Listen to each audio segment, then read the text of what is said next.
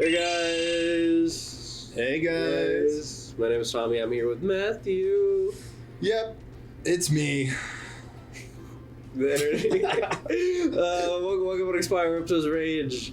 We're gonna speed run these two first episodes here today because we scrapped 2 episodes we recorded. That's why there's no episodes last week.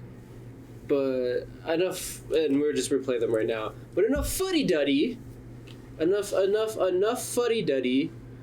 I just want to say a quick thank you for 200. It's been 4 years in the making, and it's been really cool. Especially like with how it how do I say this? It felt quicker, and like there was I think this time around there was more like people like commenting. So it was just cool. It was just cooler this time around to like interact with people. We are very glad to have 200. The people, they love our content. It's very nice. Honorable C-No. You know what I'm talking about? Yeah. Cool. Crystal Glacier complete. Yeah. Right, guys, pretend that that's not on screen. Yeah. Pretend that's not on screen. And why did we scrap this episode? No, just kidding. Guys, we talked about... Let's just say someone got a little touchy. Listen, guys, you always gotta... You know the old saying, never say anything on the internet that you wouldn't want your grandma to hear. And yeah, no, essentially that's what those 2 episodes were. That's the thing, guys, about being niche internet micro celebrities like us. Yeah. You might feel like you're anonymous, but you're not. Are we niche, or we don't say niche anymore? Remember, I think we talked about that last time, where we say obscure. Oh yeah, fucking PC terminology. Like fucking woke personal terminology. computer. Nah, PC like people mover. Like at Disneyland, I'm gonna be a civil engineer. That's what I'm gonna design. Wait, that doesn't mean any, wait. No. You said person mover, right? Yeah. So wouldn't that just be PM?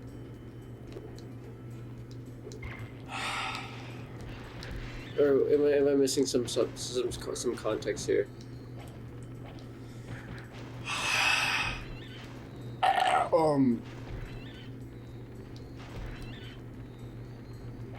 What was like your big show growing up, bro? Dude, I mean,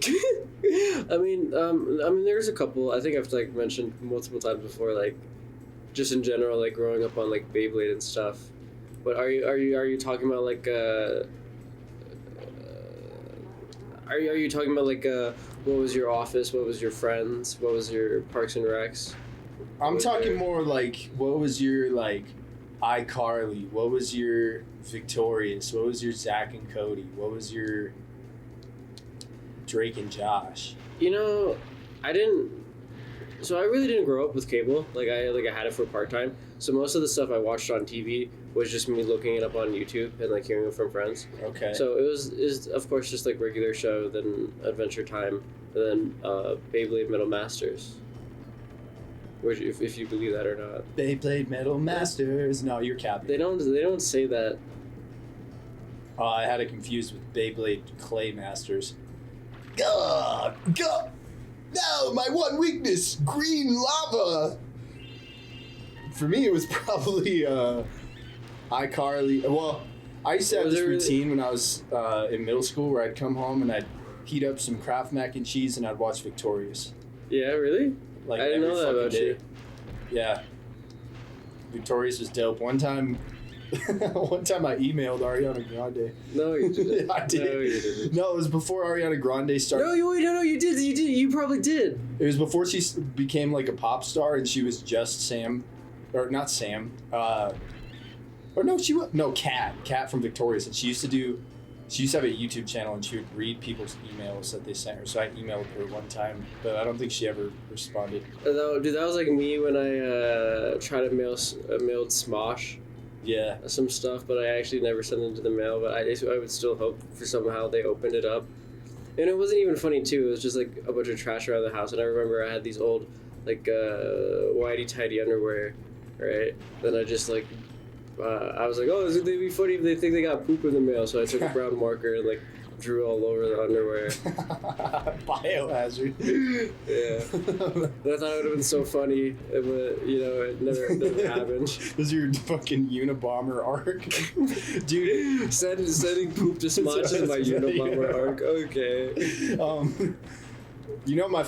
My first concert was the Jonas Brothers.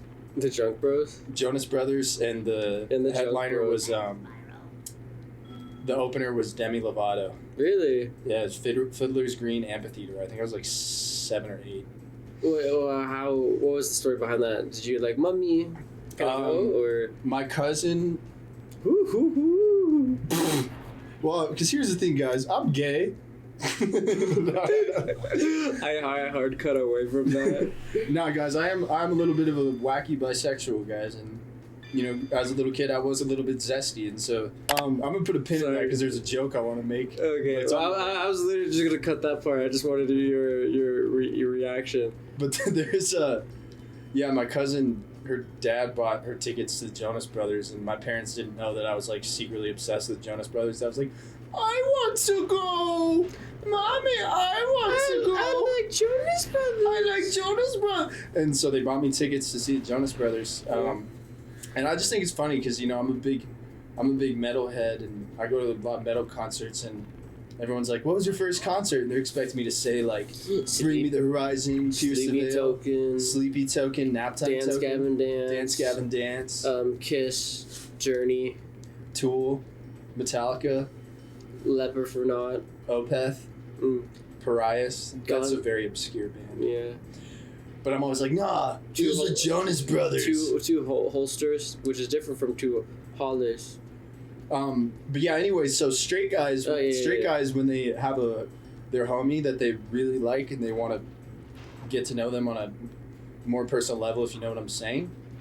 But they don't want to be gay. They say, bro, you have to transition, bro. Okay. I will pay for your HRT. I just need to give you that work, bro. Give me a chance, bro. Bro, that's like the... I know we talked about that before, but that really is like the unknown slayer. Like, dude, you're an unknown slayer. You have to transition. You have to transition. That was it, right? Yeah. There's no more? Oh, he follows me now, right? Sorry, guys. I just woke up from a big nap. Yeah, it was kind of nice actually though that I got the opportunity to do that, because I woke up this morning, and I only had like 3 hours of sleep because I just couldn't fall asleep last night, and I thought today was actually going to be hot ass, because I can usually tell if Monday's going to be busy from like the traffic and anything like that. Then when I get to work, everything was already so hectic, but then my boss was like, hey, could you go to the location? Yeah. There's I'm like, there's no way that like it's happening already, because beforehand Jean-Luc told me that there was he overheard some talk about like cutting hours. Yeah. And having me transfer stores and stuff like that, or be like go back and forth. So the fact that like my boss was like said it today, I was like, oh, it's actually happening, right? So I was like, fuck, okay. Then I almost quit today, actually. Really? Yeah, I missed my turn, and I was like, this is a fucking sign. Yeah. But then Casey literally texted the group chat like complaining. I'm like, fuck, okay, I can't quit, because if I quit as I'm supposed to be like going to the other store, right? It's like the tension was already high, so I just end up not showing, right? Not showing up to the other store while they need help, while it's already like hectic at our store. Our boss was going to get so mad at like the guys, and she always makes it our fault too. So somehow it would have been Casey and Jean-Luc's fault that I quit, right? Yeah. But so I was like, I can't do that to Jean-Luc and Casey. I won't quit. Then, dude, I get to the new store. I don't fully know why I went there, right? But what is it? I don't know. The tension was already really awkward in the store, because I don't know what happened, but there's like a lot of loud crying out of the office at their store. I'm not even joking. Like really loud crying. I assume something happened, right? I'm not trying to make. You just walk in. It's like it's not fair. I'm not joking, Matt. That's what it was. I'm not even. I'm trying to like. I'm not really trying to joke about it because I don't know what happened. Like, if it was like a family emergency or someone passed away, right? But I was there for like 20 minutes and I helped 2 customers. Then they're like, okay, you can go back to your store. And I was like, what was the whole point of me coming here? You know? So I was like, oh, okay. But then I'm like, okay, cool, I get to go back to my store. Then I got asked if I wanted to go home early today, which I think that's also part of like cutting hours and stuff like that. So I said sure, but I also like really needed that nap. Then on a whim, I was like, hey, I'm actually off early today. Do you want to record today? And he said yeah, and here we are. Yeah, guys. This morning I just had a little calculus. That's all. Yeah. Mondays is my favorite day of the week. You wanna know why? You know that? Did you know that about me? It's not for me. It's my favorite. Did you know that about me? Have I ever told you that? I think Monday, for you, tends to be a new hope. Yeah, cause, dude. All right. Cause you. This is why you're my best friend.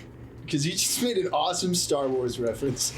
Well, it was more in the sense of like sometimes I get motivated on Monday, and I feel like a lot of people relate to it, where it's like Sunday or the weekend's night. You're like, fuck, I don't like what I'm doing with my life. I gotta change. I'm gonna finally take life by the horns, and Monday's kind of like the new start of that.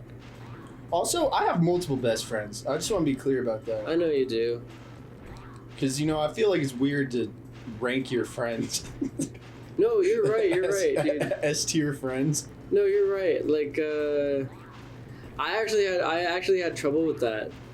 Actually, not like ranking my friends, but like I was literally saving like the best friend spot for you. Yeah. So when people would say, "Oh, like, aren't I your best friend?" I'd be like, "Yeah, you're a really good friend, but Matt's my best friend." Yeah. I actually had to stop doing that because it would just make everything always so awkward, a little bit. Dude. Right? But I just like I don't think they understand how like high I guess like not hold on to you but like regard you, right? Yeah. So it's like I had to stop doing that because that was actually a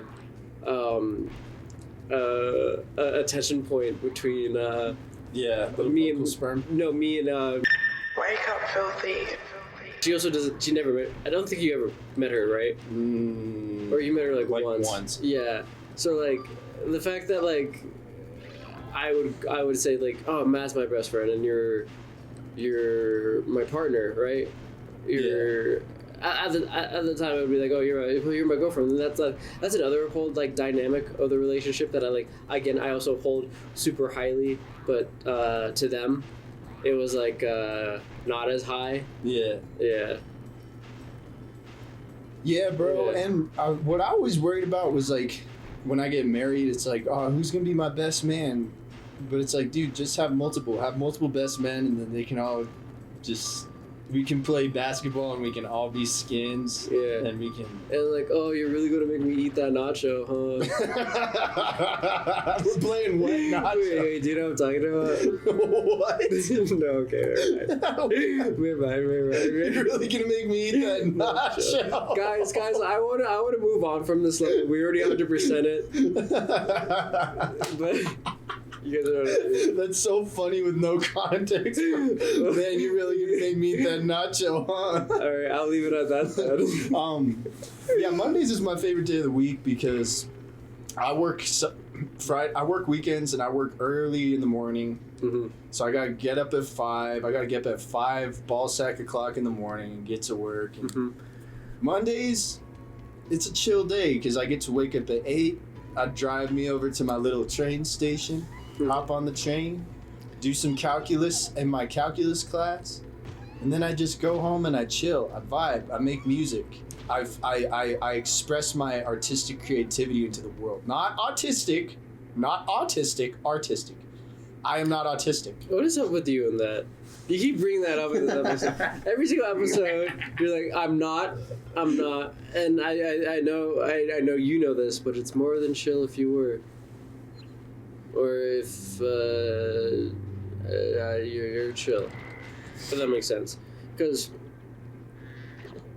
I think literally a couple episodes ago, I was like, yeah, I'm not autistic because any autism symptoms is symptoms the right word? Traits. Let's go with traits because autism's not a disease. let's say quirks, because we have to get our what is it? What we were talking about in the car? We have to get our Gen Z pass. Oh yeah. So we can get hired at places. Yeah, we were talking. We were talking about. Well, okay. Cause, sorry guys, so that was dumb of me to suggest. My brother watches our channel. Hates me. And he hates me. He wishes I wasn't his brother. He wishes he could re-roll the dice on the brother lottery. But he's like, yeah, I can only watch a couple minutes at a time because I can't tolerate the Gen Z humor. And I was like, did he say specifically what he didn't like about it, or did he just say Gen Z humor? He just said Gen Z humor. Okay. And I was like, man, what if you could test out of being Gen Z? Like, what if you could go to the DMV and take like a Gen Z placement test? Yeah. Like take the ASVAB, but for what generation you are, Yeah. and then I mean, low key, it's cooked, bro. You get a millennial pass, yeah, because the Gen Z workplace, like employers just assume if you're Gen Z that you're going to be like the most garbage employee and they don't even bother. And for those of us that are part of Gen Z that have like a good work ethic, it's like, bruh, come on. Yeah, I don't want to say that's why I haven't been getting these jobs, right? That I've applied to. I kid you not, Matt. I'm coming up on 50 interviews. And you'd be like, oh, it's definitely a him thing at this point, right? Yeah. I have done my practicing. Like I've done like my mock interviews with friends and stuff like that. I've gone to like campus and stuff like that for their interview help and stuff like that. Yeah. So I actually think I'm really fucking wicked at interviews now. I really don't know why I haven't really gotten any, and it's been like super discouraging. I think all you got to do these days is just show up dressed presentably. I do that. Because, like, apparently people just show up wearing fucking whatever, bro. Dude, I do that. I wear those really nice, those horizontal, like, why didn't this egg not crack? Okay. I wear those pants that have the lines on them. That I always take my shirt in, and a nice presentable shirt and everything. Printed out resume, firm handshake, and everything. The shit that these older guys tell you have to do. Yeah. It does work though, because if you're interviewing with a boomer, maybe a Gen Xer. I think that's what they care about. They care about presentable, nice haircut, firm handshake, eye contact. That's all it is. They don't give a fuck about what's on your resume. The biggest lie told of mankind. You put whatever you want on your... Bro, one time I pulled up to a job interview. Let me finish itching my nuts. Okay. I noticed you do that a lot. I think in one of the live action videos, or I think the Hot Ones video, or there's something. I think I might have cut it out, where like your hand was just like down your pants during the video, and it was like, dude, what are you doing? I had fucking hot sauce on my fingers, and I got home and I was like, I'm gonna lay down. Anyways, one time I pulled up to a job interview wearing my full ass Eurovision fit. I wore to a wedding once, and my roommate's wedding, and they were like, dude, you were so popular with the ladies. I was like, yeah, that's because of my fucking Eurovision fit, bro. Yeah. Fucking, like a long, like, pea coat, you know, like long, like those London Fog, like, long coats with the turtleneck.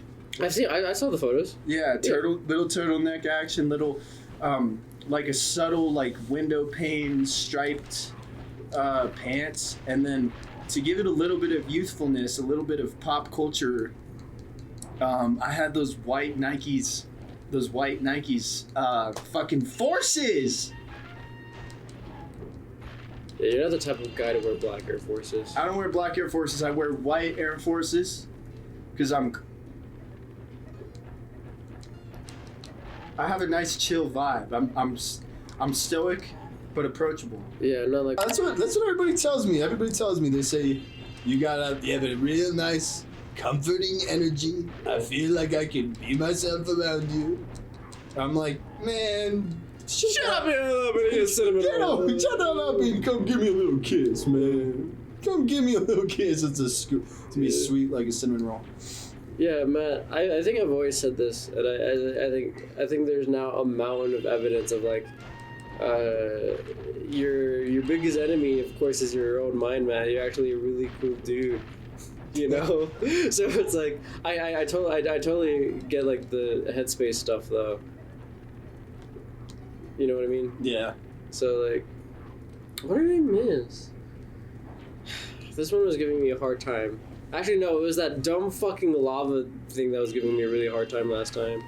Sometimes you just gotta lock the fuck in. Sometimes you gotta be the man that everybody else thinks you are. Sometimes you gotta give. They can't take it to 10.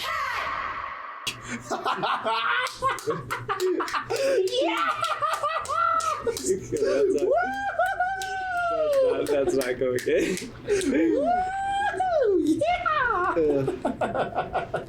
We were just kind of holding up a mirror to society and saying, sit with this.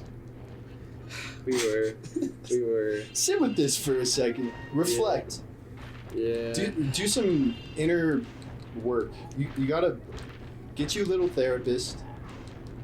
That's what I'm saying, man. If you stay neutral on a lot of human rights stuff, it actually does more harm than good. Anyways, we might be here a while for this one. And my therapist, Bad as fuck. really.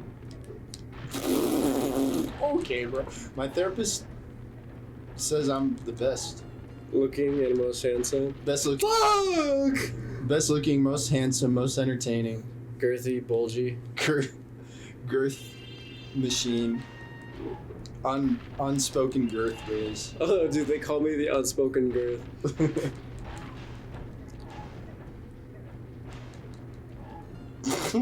Let's sit with that. Oh, fuck.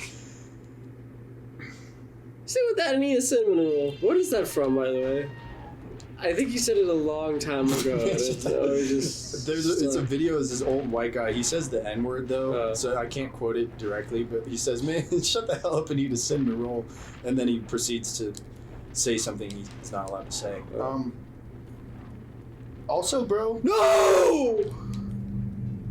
What's up? What's your fast food spot right now? Be honest. I can tell if you're lying.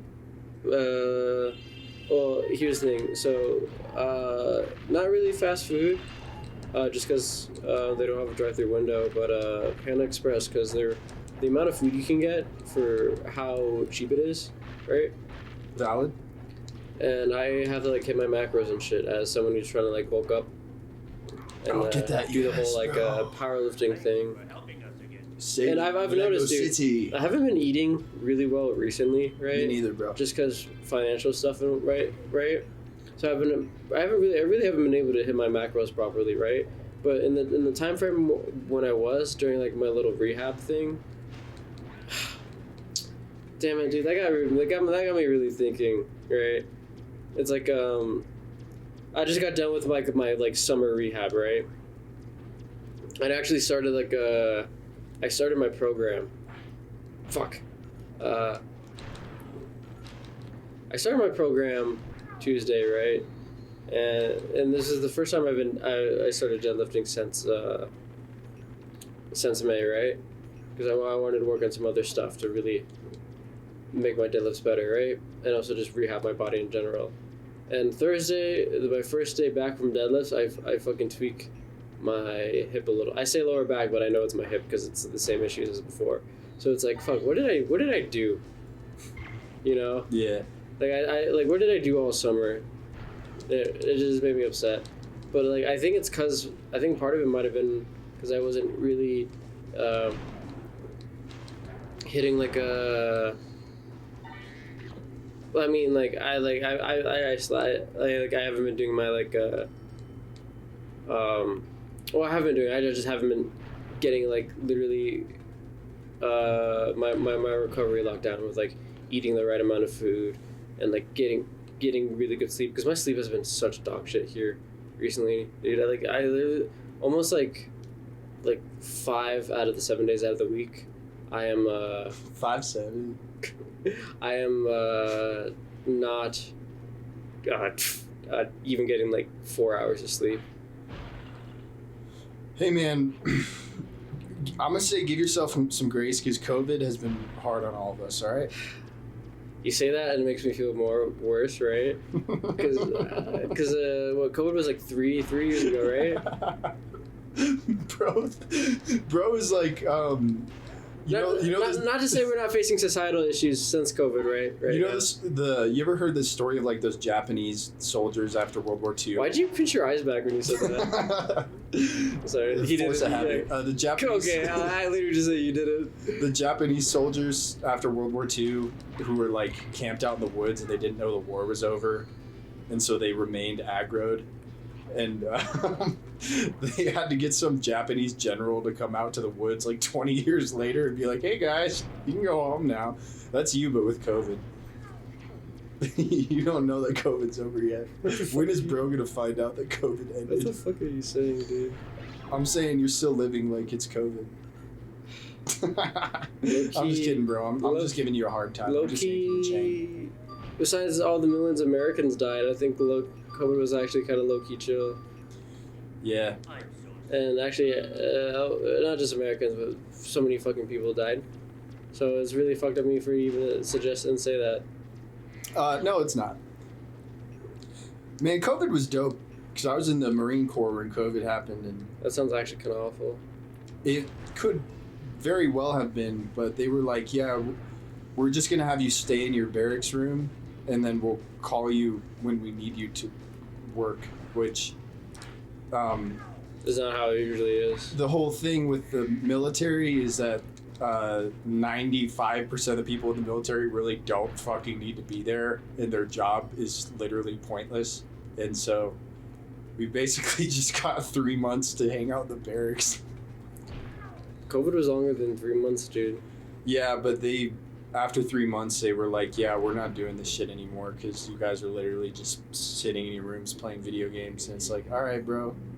What did you do since then?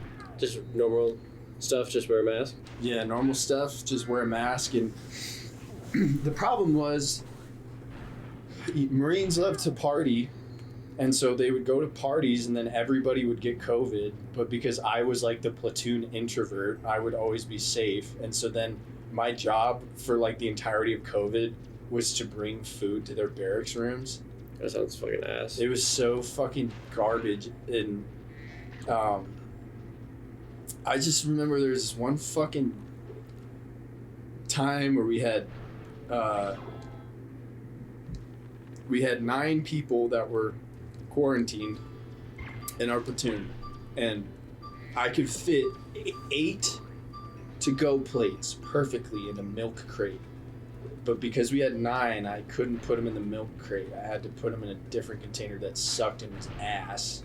And I came to find out like 2 weeks later that one of the 9 people was off quarantine, and his roommate was still in quarantine though, and his roommate just didn't say anything because his roommate just wanted to get 2 plates.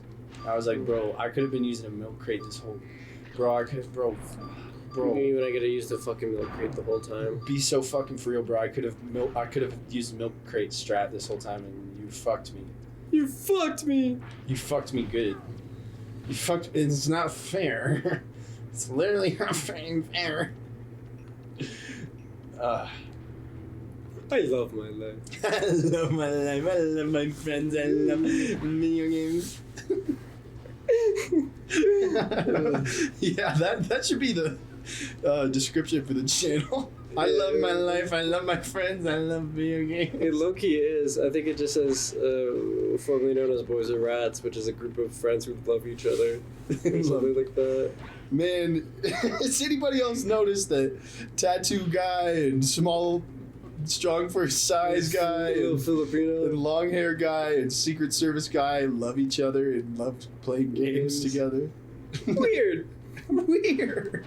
Dude, fuck it. Am I tattoo guy? I guess. Huh? I guess I guess. You're the tattoo guy. You have the most. You have I've- double sleeve, working on your legs. That's something I've realized since I got out of the military. It's like I do have like a above average amount of tattoos, You and when do. I'm in public, I'm like, damn, I feel like a criminal. That sounds. Sit with that. Why do you feel like a criminal? Well, my Criminal dad's always like, undercover. you know, back in my day, the only people who had tattoos were gangsters and criminals. That was a cut. But yeah, I'm at work sometimes. I'm like, damn, I got like the most tattoos of all people here. You guys don't have any like former military people who like have tattoos, or like sailors and shit. We do have a couple former military people, but they ain't like me. They ain't like me. No. Gotcha. They didn't commit to the bit. Cause I grew up around the lines of only people who have tattoos were sailors, like you said, gangsters, mafia, and like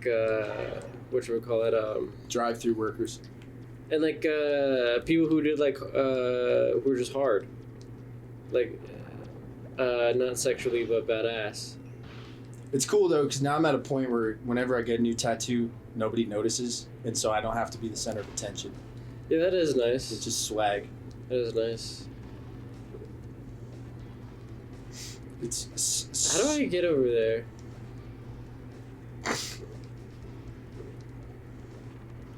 I can't die now.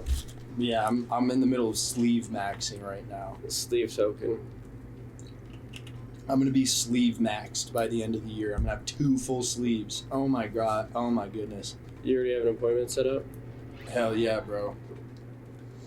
Yeah. Yeah, that's awesome. That's cool. You and John Luke are the ones I know who have the most tattoos. I literally think it's us three, then Trevor. And then I gotta get leg sleeves. Yeah. I'm trying to get fully covered before you know who takes my veterans benefits away. What is this mindset you're going into this with, though? What? I think you're like my future ex-wife. Now you're like who's gonna take my benefits? Oh wait, never mind. I thought you were talking about. Oh. I thought you were talking about. Yeah. No. Okay, now I know who you're. No, I'm actually talking about the big orange man in the sky. Yeah. That'd be crazy. Can you imagine that? Mhm. Can you?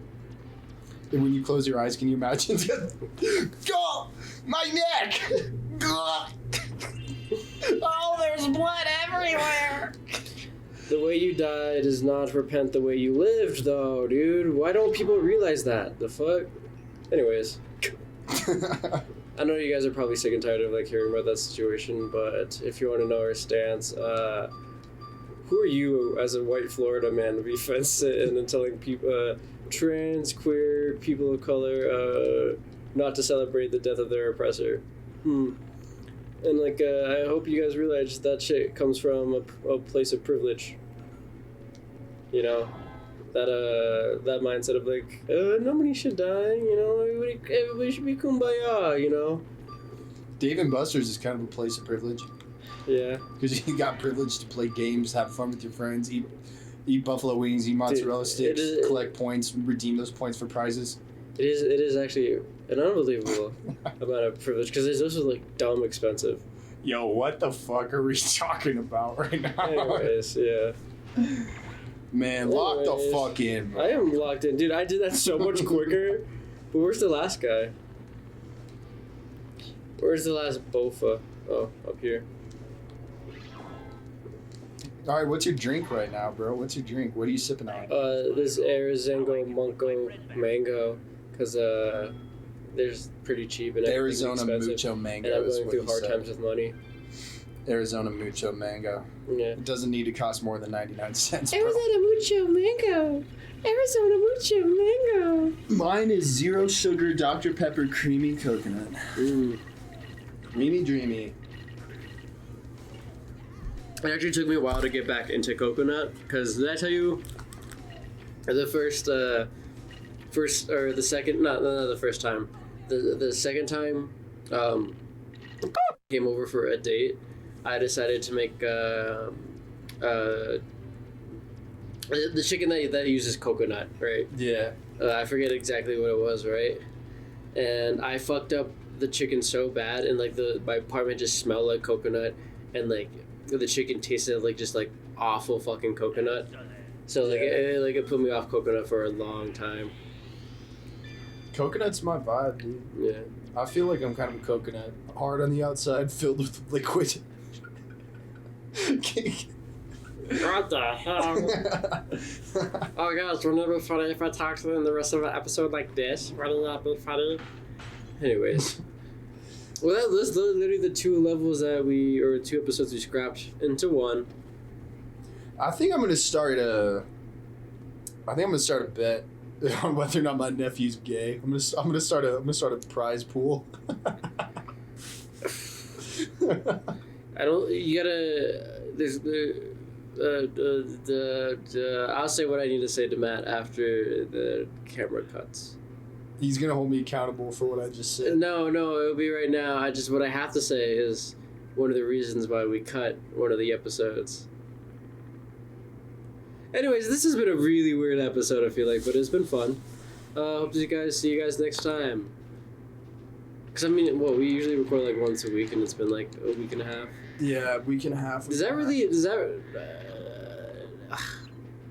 It interests me why I get so insecure about the commentary when that sort of thing happens. On my end, of course. Right? Because I still think, there's like a part of me